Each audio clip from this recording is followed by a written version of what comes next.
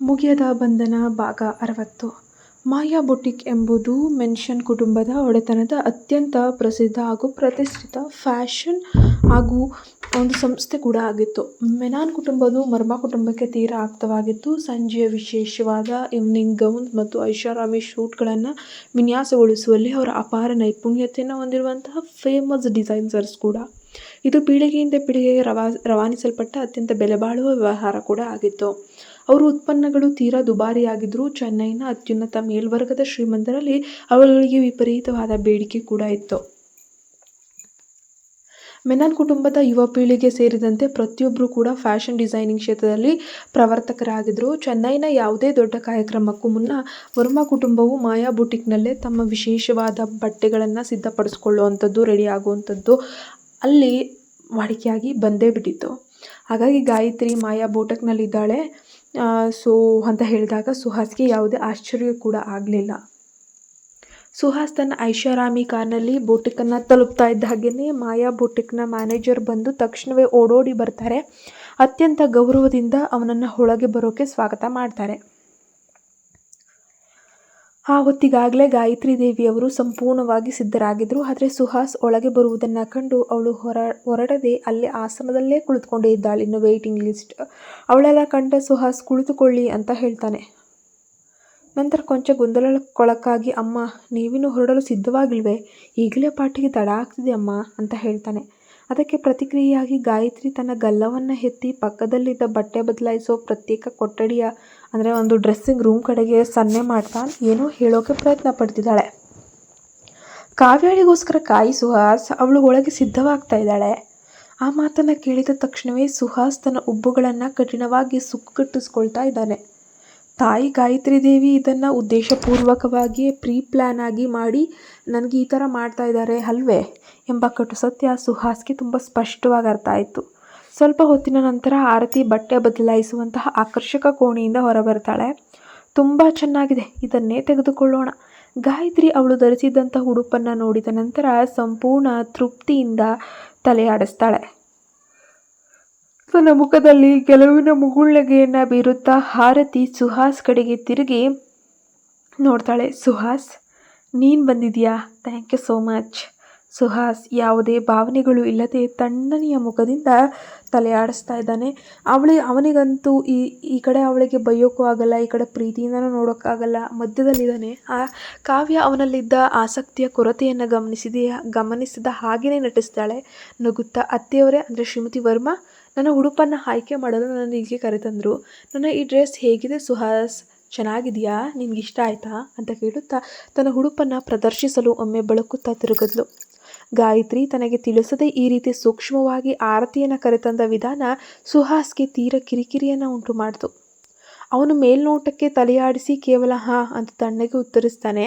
ಸುಹಾಸ್ನ ಆ ಕಠಿಣ ಹಾಗೂ ನಿರ್ಲಕ್ಷ್ಯದ ವರ್ತನೆ ನೋಡಿ ಆರತಿಗೆ ತೀವ್ರ ಮುಜುಗರ ಕೂಡ ಆಗುತ್ತೆ. ಆದರೂ ಅವಳು ಕಷ್ಟಪಟ್ಟು ತನ್ನ ಮುಖದಲ್ಲಿರುವ ಕಪಟ ನಗುವನ್ನು ಇಟ್ಕೊಳ್ತಾಳೆ. ಗಾಯತ್ರಿ ಕೊನೆಗೆ ಎದ್ದು ನಿಂತು, ಸುಹಾಸ್, ಕಾವ್ಯ ಕೂಡ ರಾಜರತ್ನ ಮ್ಯಾನ್ಷನ್ಗೆ ಹೋಗ್ತಾ ಇದ್ದಾಳೆ, ಅವಳು ನಮ್ಮೊಂದಿಗೆ ಕಾರ್ನಲ್ಲೇ ಬರಲಿ ಅಂತ ಹೇಳಿಬಿಟ್ಲು. ಕಾವ್ಯ ತಕ್ಷಣವೇ ನಗುತ್ತಾ, ತುಂಬ ಧನ್ಯವಾದಗಳು ಅತ್ತೆಯವರೇ ಅಂತ ಗಾಯತ್ರಿಗೆ ಧನ್ಯವಾದ ಹೇಳಿದ ನಂತರ ನಾಚಿಕೆಯಿಂದ ಒಂದು ರೀತಿ ಹೆಣ್ಣಿನ ರೀತಿ ಸುಹಾಸ್ನ ಕಡೆಗೆ ನುರಿಯುತ್ತಾ ನೋಡ್ತಾ ಇದ್ದಾಳೆ. ಸುಹಾಸ್ ತನ್ನ ಉಬ್ಬುಗಳನ್ನು ಕಠಿಣವಾಗಿ ಗಂಟಾಕಿ ಹೋಗೋಣ ಅಂತ ಹೇಳ್ತಾನೆ. ತಾಯಿ ಗಾಯತ್ರಿ ಈಗಾಗಲೇ ನಿರ್ಧರಿಸಿ ಹೇಳಿದ್ರಿಂದ ಅವನು ಬಯಸಿದ್ರೂ ಕೂಡ ಅದನ್ನು ನಿರಾಕರಿಸೋಕೆ ಆ ಸಮಯದಲ್ಲಿ ಸಾಧ್ಯವೇ ಆಗ್ತಾ ಇರಲಿಲ್ಲ. ಅಲ್ಲದೆ ಅವನು ಆರತಿಯತ್ತ ಒಮ್ಮೆಯೂ ನೋಡದೆ ಮುಖ ತಿರುಗಿಸಿಕೊಂಡು ಹೊರ ನಡೆದನು. ಅದನ್ನು ಕಂಡ ಆರತಿ ಮನಸ್ಸಿನ ನೋವಿನಿಂದ ತನ್ನ ನೋಟವನ್ನು ತಗ್ಗಿಸ್ತಾಳೆ. ಗಾಯತ್ರಿ ಅವಳ ಕೈಯನ್ನು ಮೆಲ್ಲನೆ ಹೊತ್ತಿ ಅವನ ಕೋಪಕ್ಕೆ ತಲೆಕೆಡಿಸ್ಕೊಳ್ಬೇಡ, ಏನೂ ಆಗೋದಿಲ್ಲ, ವೇಟ್ ಎಂಬಂತೆ ಸನ್ನೆ ಮಾಡ್ತಾಳೆ. ಕಾವ್ಯ ವಿಧೇಯತೆಯಿಂದ ತಲೆಯಾಡಿಸಿ ಗಾಯತ್ರಿಯ ಕೈಯನ್ನು ಪ್ರೀತಿಯಿಂದ ಹಿಡಿದುಕೊಂಡು ಅವನ ಹಿಂದೆ ಹೊರ ನಡೀತಾಳೆ. ಐಷಾರಾಮಿ ಕಾರ್ನಲ್ಲಿ ಸುಹಾಸ್ ಪ್ರಯಾಣದುದ್ದಕ್ಕೂ ಸಂಪೂರ್ಣ ಮೌನವಾಗಿಯೇ ಇದ್ದನು. ತನ್ನ ಮನಸ್ಸಿನಲ್ಲಿದ್ದ ಉದ್ವಿಗ್ನತೆ ಮತ್ತು ಕೋಪವನ್ನು ಅವನು ಮುಚ್ಚಿಡಲು ಹೋಗಲಿಲ್ಲ. ಗಾಯತ್ರಿ ಏನಾದರೂ ಪ್ರಶ್ನೆ ಕೇಳಿದಾಗ ಮಾತ್ರ ಅವನು ಅಗತ್ಯಕ್ಕೆ ತಕ್ಕಷ್ಟು ಪ್ರತಿಕ್ರಿಯಿಸುತ್ತಿದ್ದ. ಆರತಿ ತನ್ನ ಒಳಗಿನ ಉರಿಯನ್ನು ಹೊರಹಾಕಲಾಗದೆ ತನ್ನ ಸುಂದರ ಗೌನ್ ಅಡಿಯಲ್ಲಿ ಕೈಗಳನ್ನು ಬಿಗಿಯಾಗಿ ಹಿಡಿದುಕೊಂಡ್ಳು. ಒಮ್ಮೆ ರಾಜಾರತ್ನಂ ಭವನಕ್ಕೆ ತಲುಪಲ್ಲಿ ಇಡೀ ಸೊಸೈಟಿಯ ಎದುರು ಆ ಅಶ್ವಿನಿಯ ಮೇಲೆ ನನ್ನ ಪ್ರಾಬಲ್ಯ ಮತ್ತು ಸುಹಾಸ್ ಮೇಲಿರುವ ತನ್ನ ಹಕ್ಕನ್ನು ತೋರಿಸೇ ತೀರ್ತೀನಿ ಅಂತ ಮನಸ್ಸಿನಲ್ಲೇ ಶಪಥ ಮಾಡಿದ್ಲು. ಇನ್ನೊಂದೆಡೆ ರಾಜಾರತ್ನಂ ಭವನದಲ್ಲಿ ಹಿರಿಯ ರಾಜಾರತ್ನಂ ಅತಿಥಿಗಳೊಂದಿಗೆ ಸ್ವಲ್ಪ ಸಮಯ ಮಾತ್ರ ನಿಂತು ಮಾತಾಡೋಕೆ ಸಾಧ್ಯವಾಯಿತು. ಆದರೆ ಅವರ ವಯಸ್ಸಾದ ದೇಹವು ಹೆಚ್ಚು ಹೊತ್ತು ನಿಲ್ಲಲು ಅಸಹಕಾರ ತೋರಿತ್ತು. ಜಯಂತ್ ಅವರು ಇತರ ಅತಿಥಿಗಳನ್ನು ಭೇಟಿಯಾಗುವುದನ್ನು ಮುಂದುವರಿಸಲು ತಕ್ಷಣವೇ ವೀಲ್ಚೇರ್ ತರಿಸಿಕೊಡ್ತಾನೆ. ಹಿರಿಯ ರಾಜಾರತ್ನಂ ಅವರಿಗೆ ಶುಭಾಶಯ ತಿಳಿಸಿದ ನಂತರ ತಾನು ಒಂದಷ್ಟು ದೂರ ಸರಿದು ಹೊರಡಬಹುದೆಂದು ಅಶ್ವಿನಿ ಕೂಡ ಆಜ್ಞಾಪಿಸ್ತಾಳೆ. ಆದರೆ ಹಿರಿಯ ರಾಜಾರತ್ನಂ ಸಂಪೂರ್ಣ ವಿಭಿನ್ನವಾಗಿ ಯೋಚಿಸಿದ್ರು. ಅವರು ಅಶ್ವಿನಿಯನ್ನು ತಮ್ಮ ಪಕ್ಕದಲ್ಲೇ ಇರಬೇಕು ಅಂತ ಹೇಳಿಬಿಟ್ಟು ಅವಳ ಇರುವಿಕೆಯನ್ನು ಅವರು ಬಯಸ್ತಿದ್ದು ಪ್ರೀತಿಯಿಂದನೇ ಕೇಳ್ಕೊಳ್ತಾರೆ. ಡಾಕ್ಟರ್ ಅಶ್ವಿನಿ, ನೀನು ಇಲ್ಲೇ ನನ್ನ ಪಕ್ಕದಲ್ಲೇ ಇರು. ಇಲ್ಲಿಗೆ ಬರೋ ಪ್ರತಿಯೊಬ್ಬ ಗಣ್ಯ ಅತಿಥಿಗೂ ನಾನೇ ಸ್ವತಃ ನಿನ್ನನ್ನು ಪರಿಚಯಿಸಿ ಸಂವಹನ ನಡೆಸುವಂತೆ ಮಾಡ್ತೀನಿ. ಇದರಿಂದ ನಿನ್ನ ಸಂಶೋಧನಾ ಸಂಸ್ಥೆಗೆ ತುಂಬ ಅನುಕೂಲವಾಗ್ತದೆ ಅಲ್ವಾ ಅಂತ ಹೇಳ್ತಾರೆ.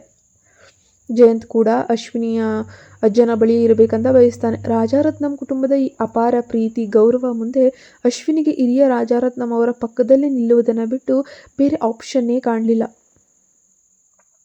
ಹಿರಿಯ ರಾಜಾರತ್ನಂ ಅವರ ಪ್ರೀತಿಯ ಒತ್ತಾಯಕ್ಕೆ ಮಣಿದ ಅಶ್ವಿನಿ ಅವರ ವೀಲ್ ಚೇರ್ ಪಕ್ಕದಲ್ಲೇ ಸಾಗುತ್ತಾ ಪ್ರತಿಯೊಬ್ಬ ಅತಿಥಿಯನ್ನು ಭೇಟಿಯಾಗೋಕ್ಕೆ ಶುರು ಮಾಡ್ತಾಳೆ.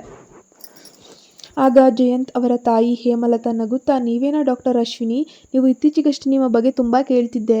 ನೀವು ಅಜ್ಜನನ್ನು ಎಷ್ಟು ಅದ್ಭುತವಾಗಿ ಗುಣಪಡಿಸಿದ್ದೀರಿ, ತುಂಬ ಚಮತ್ಕಾರಿಯಾಗಿದೆ ಎಂದು ಜಯಂತ್ ಮತ್ತು ಪವಿತ್ರ ನಮಗೆ ವಿವರಿಸ್ತಾ ಇದ್ರು. ನಿಮ್ಮ ವೈದ್ಯಕೀಯ ಕೌಶಲ್ಯ ಅತ್ಯದ್ಭುತವಾದದ್ದು ಮಾತ್ರವಲ್ಲ, ನೀವು ನೋಡಲು ನಿಜಕ್ಕೂ ಅತ್ಯಂತ ಸುಂದರವಾಗಿದ್ದೀರಿ ಡಾಕ್ಟರ್ ಅಶ್ವಿನಿ ಅಂತ ಹೇಳಿ ಮುಕ್ತ ಕಂಠದಿಂದ ಹೊಗಳಿದ್ರು. ಅಶ್ವಿನಿ ನಯವಾದ ಮುಗುಳ್ನಗೆಯೊಂದಿಗೆ ಅವರಿಗೆ ಧನ್ಯವಾದ ಅರ್ಪಿಸ್ತಾಳೆ. ಜಯಂತ್ ಅವರ ತಂದೆ ಶೇಖರ್ ರಾಜಾರತ್ನಂ ಕೂಡ ಅಶ್ವಿನಿಗೆ ತುಂಬು ಹೃದಯದ ಧನ್ಯವಾದಗಳನ್ನು ಹೇಳಿದ್ರು.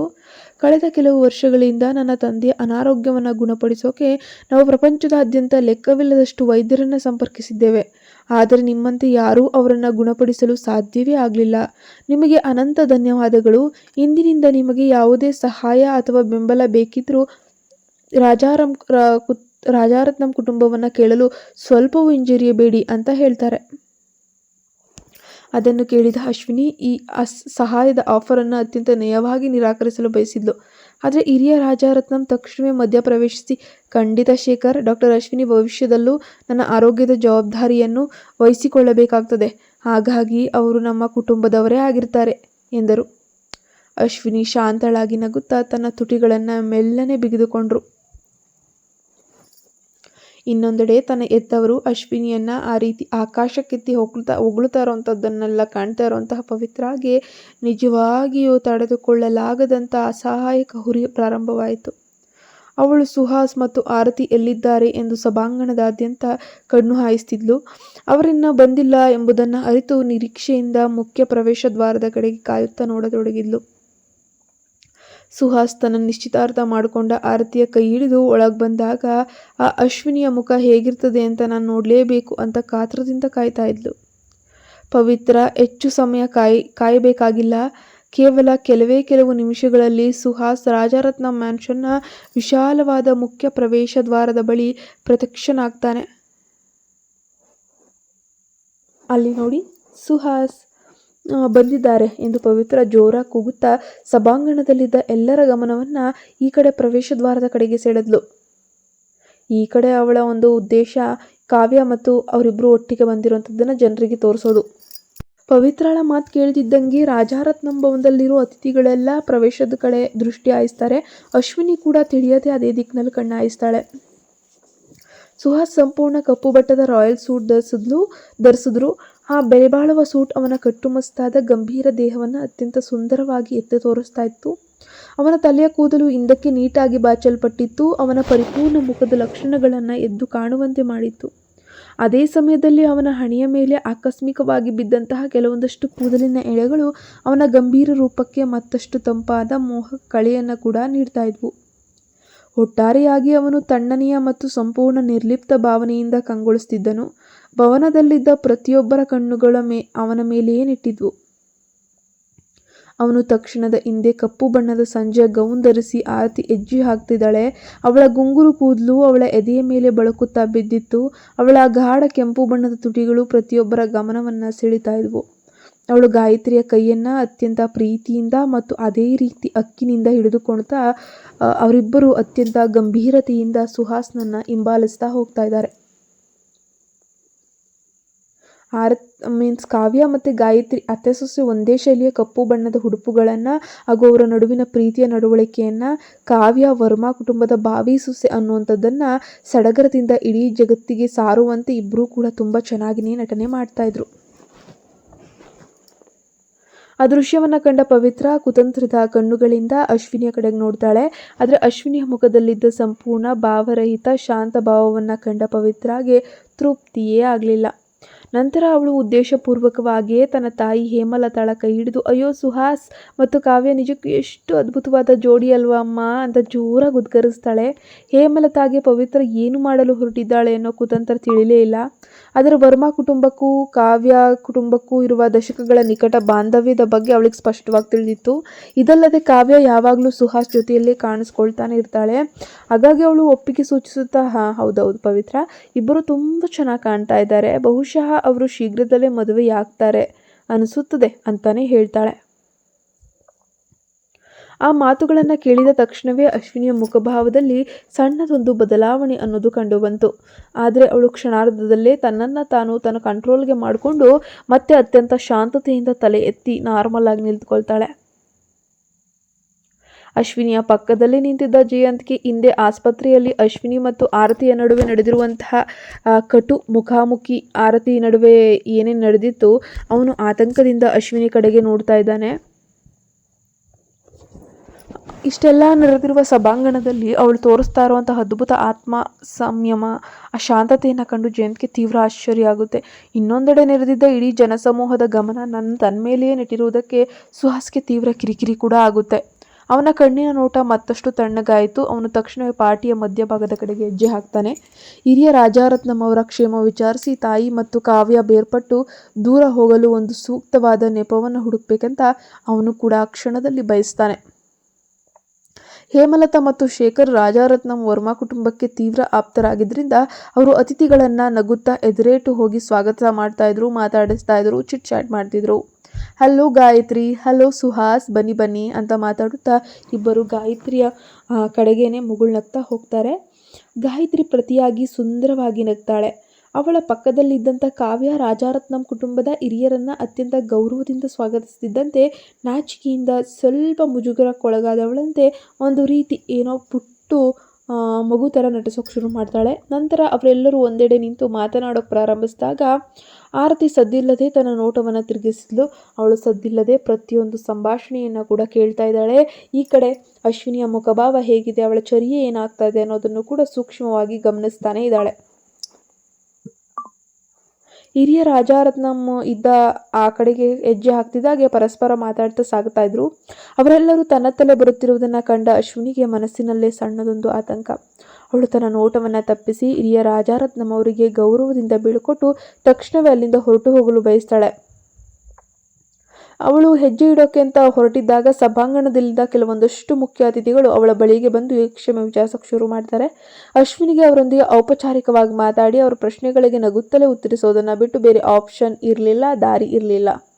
ಅಯ್ಯೋ, ಇಲ್ಲಿಂದ ಸದ್ದಿಲ್ಲದೆ ತಪ್ಪಿಸ್ಕೊಳ್ಳೋಕೆ ಸಿಕ್ಕಿದಂತಹ ಸೂಕ್ತ ಅವಕಾಶವನ್ನು ಕಳೆದುಕೊಂಡ್ಬಿಟ್ನಲ್ವಾ ಎಂದ ಅವಳು ಮನಸ್ಸಿನಲ್ಲೇ ಒಂದು ರೀತಿ ಕೊರಗ್ತಾಳೆ, ಬೇಸರ ಮಾಡ್ಕೊತಾಳೆ. ಕೆಲವು ಸೆಕೆಂಡ್ಗಳಲ್ಲಿ ಸುಹಾಸ್, ಗಾಯತ್ರಿ, ಕಾವ್ಯ ಹಾಗೂ ರಾಜಾರತ್ನಂ ಕುಟುಂಬದವರು ಅವಳ ನೇರವಾಗಿಯೇ ಅವಳ ಮುಖದ ಮುಂದೆನೇ ಬಂದು ನಿಂತ್ಕೊತಾರೆ. ಯಾರಿಗೂ ಕಾಣಿಸದಂತೆ ಅಶ್ವಿನಿ ತಕ್ಷಣವೇ ತನ್ನ ತಲೆಯನ್ನು ತಗ್ಗಿಸ್ಕೊಳ್ತಾಳೆ. ಮೊದಲು ಸುಹಾಸ್ ಬಂದವನು ಹಿರಿಯ ರಾಜಾರತ್ನಂ ಅವರ ಆರೋಗ್ಯ ಕ್ಷೇಮದ ಬಗ್ಗೆ ಅತ್ಯಂತ ಗಂಭೀರ ಧ್ವನಿಯಲ್ಲಿ ವಿಚಾರಿಸ್ತಾನೆ ಮತ್ತು ಅಜ್ಜ ಕೂಡ ಅತ್ಯಂತ ಸಂತೋಷದಿಂದಲೇ ಪ್ರತಿಕ್ರಿಯಿಸ್ತಾರೆ. ನಂತರ ಇದ್ದಕ್ಕಿದ್ದಂತೆ ಆ ವ್ಯಕ್ತಿಯ ಹರಿತವಾದ ನೋಟ ಸಂಪೂರ್ಣವಾಗಿ ತನ್ನ ಮೇಲೆಯೇ ಕೇಂದ್ರೀಕೃತವಾಗಿದೆ ಅನ್ನೋದನ್ನು ಅರಿತುಕೊಂಡಂತಹ ಅಶ್ವಿನಿ ತಕ್ಷಣವೇ ಅರಿತುಕೊಳ್ತಾಳೆ. ಅಶ್ವಿನಿ ತನ್ನ ಕೈಗಳನ್ನು ಎದೆಗೆ ಅಡ್ಡಲಾಗಿ ಕಟ್ಟಿಕೊಂಡು ತನ್ನ ತಗ್ಗಿಸಿದ ನೋಟವನ್ನು ನಿಧಾನವಾಗಿ ಮೇಲಕ್ಕೆತ್ತಿ ಅವನನ್ನು ನೋಡಿದ್ಲು. ಹಿರಿಯ ರಾಜಾರತ್ನಂ ಅವರು ಸುಹಾಸ್ ಮತ್ತು ಗಾಯತ್ರಿಗೆ ಡಾಕ್ಟರ್ ಅಶ್ವಿನಿಯನ್ನು ಭವ್ಯವಾಗಿ ಪರಿಚಯಿಸಿದಾಗ ಅವಳು ಅತ್ಯಂತ ಗಾಂಭೀರ್ಯದಿಂದ ತಲೆಯಾಡಿಸಿ ತನ್ನ ಗೌರವಯುತವಾದ ಒಂದು ಗೌರವವನ್ನು ವ್ಯಕ್ತಪಡಿಸ್ತಾಳೆ.